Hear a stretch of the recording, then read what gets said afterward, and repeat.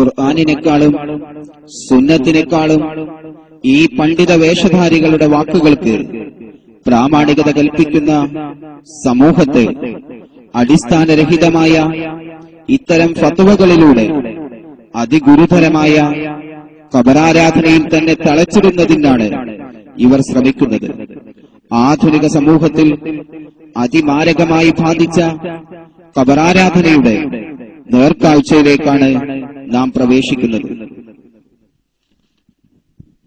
മൺമറഞ്ഞവരുടെ മക്ബറകളിൽ കൈയുയർത്തി പ്രാർത്ഥിക്കുന്ന ഈ കപട പാണ്ഡിത്യം സമൂഹത്തെ വഴിതെളിക്കുന്നത് അല്ലാഹു ഒരിക്കലും പൊറുക്കാത്ത ശിർക്കിലേക്കാണെന്നതിൽ ഒട്ടും സംശയമില്ല.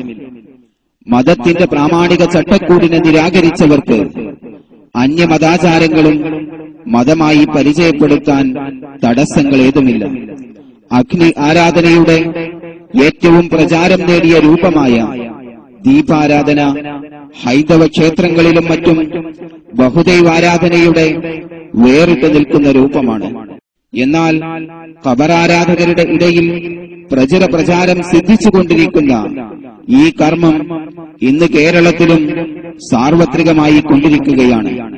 പൗരോഹിത്യത്തിന്റെ വീൺവാക്കുകളിൽ വിശ്വാസ വൈകല്യം സംഭവിച്ച ഒരു സാധു മനുഷ്യൻ മക്ബറയിൽ ഭക്ത്യാദരപൂർവം നിലവിളക്ക് കത്തിക്കുന്ന അതിദയനീയമായ രംഗമാണിത്.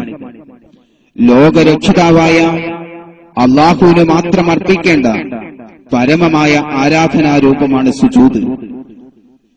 അതുകൊണ്ട് തന്നെ